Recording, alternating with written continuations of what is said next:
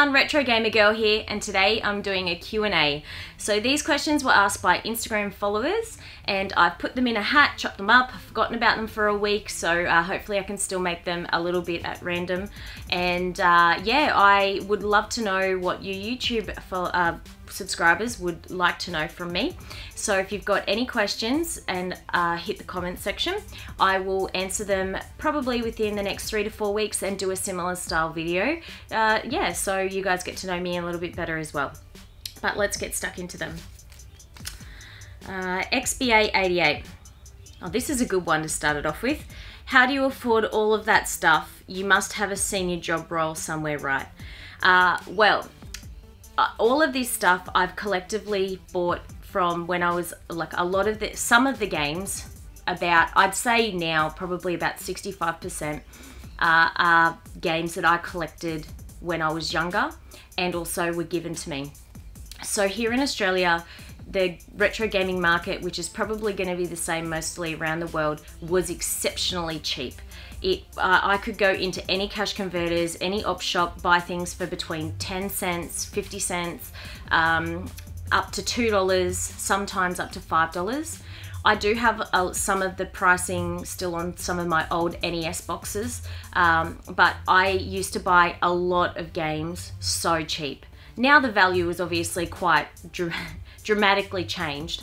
I don't pay full price for games. If I can get them as cheap as possible, I do. I understand my pricing. Gaming is pretty much, you know, a huge portion of my life and has been for so long. And I always make sure, even when I go to Japan, that I have like a price marker. If I have enough time, I go to multiple different stores, and then if it's still there, then I pick it up. Or, you know, comparing things to eBay doesn't always work because, you know, eBay is super inflated.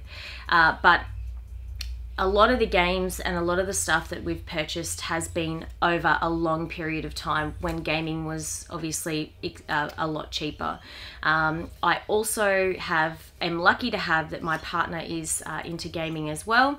So my husband and I have been collectively buying stuff together, and that obviously makes it overall a lot cheaper. I don't have any other hobbies, so for me, you know, we might only occasionally go to the movies. We might only do, you know, go out and do other things. We don't go out drinking and stuff like that.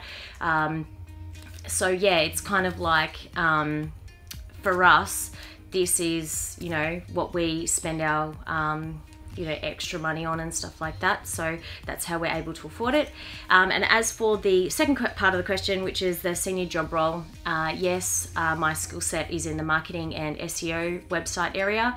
And yeah, I do have contracts that I do, and that gives me the flexibility to obviously be able to do YouTube as a hobby, and also, you know, play a lot of games and stuff like that. So thank you very much for those two questions. Next. Green Stars 88 has asked me, when are we letting him have the Time Crisis cabinet? That's a pretty funny question. He's someone that I bought some N64 gear off here in Queensland, and a super awesome dude. And when he found out we had a Time Crisis cabinet, it wasn't actually working at the time, but he still so wanted it. But as it turns out, I think about a week or two ago, he was lucky to find a Time Crisis 2, which is the dual cabinet. So he stopped asking me for ours, which is pretty funny that he asked that question. But yeah, it's not going to be for sale anytime soon. Next question is vicclesloveskarate. What is your favorite Switch game? Well, without saying, it's obviously Breath of the Wild. It's one of my favorite games of all time, and I just go back to it over and over again, and yeah, just thoroughly enjoyed everything, and the DLC pack and stuff like that. So as for at the moment, I'm playing a lot of the Wonder Boy, and I'm thoroughly enjoying that too. I do tend to stretch games out when I want to play them for a little bit longer, but I'm totally loving it. But overall, if you want to know what my favorite Switch game is, it's definitely Breath of the Wild. So thank you very much for that question. Aaron 12ski has asked, the first system you owned, from who and when? That would be my Sega Master System 2. It was purchased for me for a birthday back in the late 80s. I believe it was probably 86 or 87, somewhere around that. I was really young, but I yeah, loved gaming. So I even remember hooking it up to the RF with my dad, because my dad was getting really super frustrated trying to tune it in. And yeah, I even remember doing that. But my dad and I are super close, and we play against each other in Alex Kidd. We still do, and have little competitions on who can get the farthest in it. So yeah, Sega Master System is definitely one console that is hugely super close to my heart. I love all consoles equally, but yeah, Sega's my first one, and I love it. So yeah, thank you very much for that question. Next, tonygamerguy has asked, what sparked your interest in video games? Well, that would actually be my auntie and my cousin. So they had a number of Game & Watches when I was a kid, and I remember always playing them when I was like super, super young. That would have even been before I had the Sega Master System. So yeah, I was always playing those. My auntie actually told me that she still has the Mario one, so it's at her house, and she's going to donate it to the little museum we've got going on here. But yeah, that would be my earliest memory. And yeah, I've even got one of those little books that you write everything in when you're a kid, and I used to live you know, not in the city, so we didn't have any pinball parlors or anything like that. And yeah, I was showing my husband the other day, I was like laughing about it, because I used to write in it, what would you like in your town and or city, and I said, oh, I want more pinball parlors and arcades. And I would have been that would have been like late 80s. So yeah, I've been playing games for a long time and loving them. All right, next question. Crabbit_gamer has asked, how many creepy Aussie spiders are in your game room? Well, luckily none.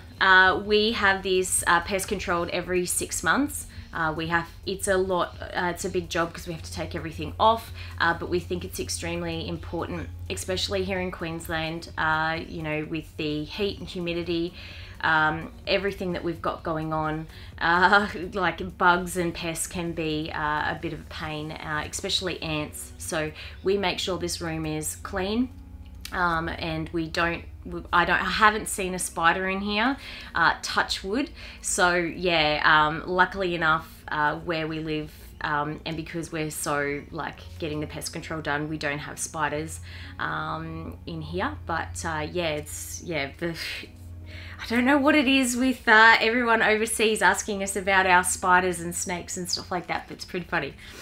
All right, next, Carl_Taylor_1 has asked, what is the rarest piece that you own, and what is your favorite piece? I know that's 2 questions, but I don't care. Laughing face. Okay, so the rarest piece that I personally own would be my Lawson's J-League Nintendo 64. There is a link in the description below on that video that I've done. And the story behind that is it was a prize giveaway in Japan for the J-League, and it was only given away as a lottery style prize. And even though there was the A&A one, which I have also, I just feel like the other one is on a rarer scale, simply because I've only heard of 3 of them that have been for sale. 2 of them I have one, another person in Victoria has a second one, and then there is a third one, I believe, in Europe, and that one is unboxed. So yeah, there's not a lot of details or history on it that I'm able to find, but I am learning Japanese, so I'm able to when I go over there on one trip, just try and work out if anyone knows any other information about it. So that would be my rarest. And my favorite piece. Okay, so this one's a hard one. I have a few favorite pieces. One would be my charcoal / clear black, so the smoke color N64. That's mine from when I worked as a like checkout chick or something like that, whatever you want to call them, at a store called Coles here in Australia, and I used to work so hard, and it was at the end of the life cycle of the N64.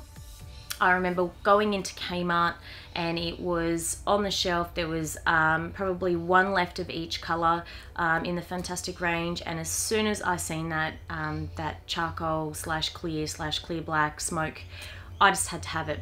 And yeah, so just because like I worked so hard for that, and I remember buying that in Ocarina of Time off the shelf myself, holds a very strong memory for me. My other favorite piece is probably going to be my original Sega Master System, because it holds also so many valuable memories with my family and stuff like that. So yeah, like I think they're probably my two favorite pieces. So yeah, is it okay to have two favorite pieces? I hope so. But thank you for that question, Carl. Next is _retro_gubbins. Have you ever had a moment where it is all a bit overwhelming and you didn't know how to organize, sort everything out, so you just closed the door on it? Bloody oath, I sure did.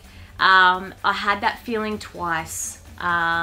Once when we moved from our old house to this house, and we had to put everything in one bedroom of this house, and because this room wasn't done yet. So this room, it was just an epoxy floor, and yeah, the walls were all done, but there was no timber flooring. We didn't have any of the shelving. We didn't even know what we were going to do. Every time I'd walk into that room, I would almost panic. And then when we got the floor laid and we were trying to work out the design, and we finally found these shelves, we spent at least 2 weekends, whole days, working out the best shelving, how we were going to put the shelving in here. Oh, it was just like huge, and yeah, it did feel very overwhelming. The second time was when this room flooded, and that happened earlier this year. So there are going to be a couple of links to the room update and stuff like that of when this flooded, and that was really overwhelming, and yeah, just sad. Like, you know, it's not just stuff. Like, this is, you know, our enjoyment. This is our life. We like to share this with other people, and yeah, it was hard work getting this room back to a stage where we were able to get the insurance to you know, go over it and make sure that we could get the flooring put back down and then start all over again. So getting everything out of here, back into that bloody bedroom, and then getting it all back in here and organized was super overwhelming. So yeah, I've had a few little meltdowns over that, but that was a really good question. So yeah, I hope that gave you guys some insight. Cryptic_V2. Are there any games you've really wanted / need that you just can't find, or maybe don't want to pay a ridiculous amount of money for? Yes. One was Rockman and Fort, or Mega Man Bass. I didn't want to pay an eBay price for that, plus I also really wanted to find that on the shelves in Japan. Luckily this trip I did, but I still had to pay quite a fair bit of money for it, so I don't know who ended up winning out there. But yeah, I just couldn't live without it anymore, and I'm really glad that I did end up biting the bullet to get it. And the other game would be Pokey and Rocky. So it's new to me. A person that I follow on Instagram, Pure Prinny, he's one of my mates. He plays it a lot, and I didn't even really know about this game. The PAL version is exceptionally expensive, and I would never even dream of entering into buying it. The only time I would buy it is if it was in a bulk lot and someone didn't know what the price was, and I ended up scoring it really cheap. But yeah, I wouldn't even dream of paying that sort of money for it.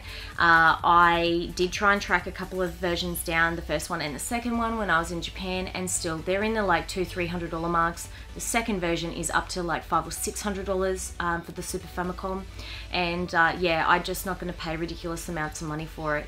But yeah, I'll eventually get the games, but not at those prices. If I don't ever get them, then I'm also okay with that. It's just, they are just two games that I really like the look of, and I think would be a lot of fun to play. But yeah, thank you for that question. Next, Mad Mikey Gaming. He's also an awesome YouTuber. I'll do a link for him as well on this video. When did you guys realize that you were taking game collecting seriously? Well, we've always taken it pretty seriously. We had quite a huge collection. When I was talking earlier about how gaming was super cheap in Australia, I used to buy lots and lots of NES games. Boxed, mint, beautiful. When we decided to purchase our first house and obviously get married, that would have been between 2007, I think, and 2010. So that period of time of saving to get married, you know, buying a house, our first house, stuff like that.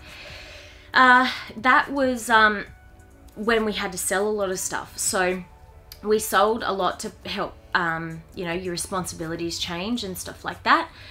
So there was a period of time there where we just didn't buy games, we always played the Call of Duty franchise, and we've always had 2 PlayStation 3s and stuff like that. So we've always played games, but over that course of time, instead of adding new games, the only new games that we would have added was Call of Duty, and that is pretty much all we would have played. It's all I remember us really playing. So when we started getting back into buying games again, would have probably been between 2012 and 2013, which would have been our first trip to Japan, and just like sparked the passion again. And so yeah, like we still had a lot of our collection, but we just started adding more and more and more in the retro gaming stuff. And then over the last 2 to 3 years, I've realized that PS2 and PS3 games have been exceptionally cheap. Sometimes I buy them for anywhere down to 50 cents to $2, but I generally don't pay over $2 for a PS2 game here in Australia.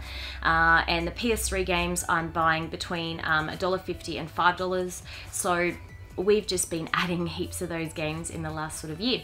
But to answer the question, we took a break. We've always collected, but we did take a huge break there between 2007 and maybe 2012. And then from there, we've just been really collecting a lot again. But, you know, slowly adding to the collection. So it's now 2018 and it's gotten to this size. So yeah, we just do it as we can afford it, and yeah, like get what we want. Next, the Nintendoc has asked, hello and a wave. Awesome game room. What's your favorite console to collect for at the moment? That would be the Super Famicom. I collected and finished my collection of the Japanese Nintendo 64s. I finished that about January or February this year, and you know, super felt awesome about doing that. But in the way of games, I'm really enjoying playing the Super Famicom. I love it, and there's so many games that I didn't grow up with as a kid, and yeah, I'm just totally enjoying collecting for that. So in this last trip to Japan, I bought quite a number of cool Super Famicom games. I still have another little list that I'm going to chip away at over the next probably 1 to 2 years, and then after that I'm not sure what else I'll be collecting for. My collection is actually I've added everything that I wanted to add to my collection, so I probably finished that about March this year. I only wanted a few other Sega Master System games that I used to rent as a kid. I finished N64. I added the PAL N64 games that I wanted, and yeah, like I've added all of the PS4s that I've wanted to. I really wanted the Black Ops one, and I wanted the Uncharted. So as for what I've finished, I've pretty much finished, but I'm really enjoying Super Famicom. So if anyone has any great Super Famicom games that they want to let me know in the comments section, please do. I'm thoroughly enjoying collecting for it. Marsden_Scott has asked, how different is a retro game scene in Japan compared to Australia? It's chalk and cheese. Australia, especially where we live in Brisbane, there's not much going on. We do have a retro gaming market coming up in August, which will be awesome for anyone that's you know, in Queensland that can come visit us. But overall, it's completely different. We don't have any retro gaming stores, or not many. There in Japan, there is so many retro gaming stores, especially in Akiba, but there is just like, you know, so many cartridges, so many box games, so much care taken, so many different consoles, so many different games that weren't released anywhere else. Yeah, and even everything down to having current arcades. I know they have pachinko, but they also have huge arcades over there, which we don't have a lot of here. It's just a completely different kettle of fish, and the retro market is a lot cheaper in Japan compared to Australia as well. Our games are extremely expensive, and I've mentioned that multiple times in my videos, how expensive PAL games are compared to the Japanese versions. So yeah, it's much better in Japan than in Australia, and it's thoroughly more enjoyable to go on a hunt over there than it is here. You can go into an op shop here and they want $100 for a game or $50 for a game, and you're just like, that's just ridiculous. So yeah, no, it's not as fun. The Real Dave Brown. I think, oh, this is our last question. The Real Dave, real_Dave_Brown. Not the real. I always get that wrong. So Dave has asked, drinks. Well, yes, always drinks. But seriously, what's your favorite piece in your collection? It's probably a good question to end with, actually. My favorite piece.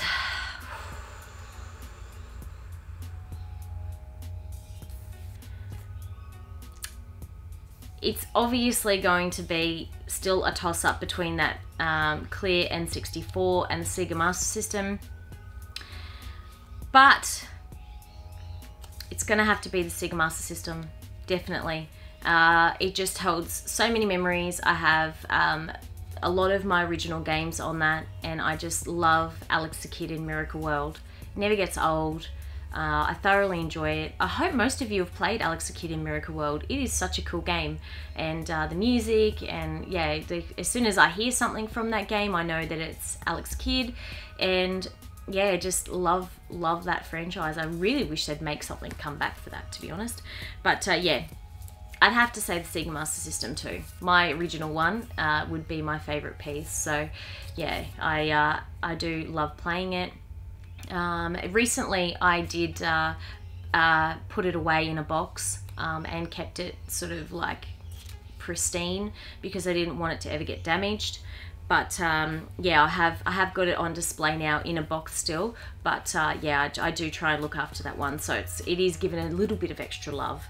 But thank you everyone for the questions, and thoroughly enjoyed doing this video. I hope you guys have enjoyed it. Don't forget to hit subscribe. Don't forget to hit the comment section below and let me know if there is any other questions that you YouTubers would like to hear from me, and I'll do another video, as I said, in like 3 to 4 weeks, similar style, and get back to you guys on yeah, what answers I can. So thank you very much for tuning in. I'll talk to you soon.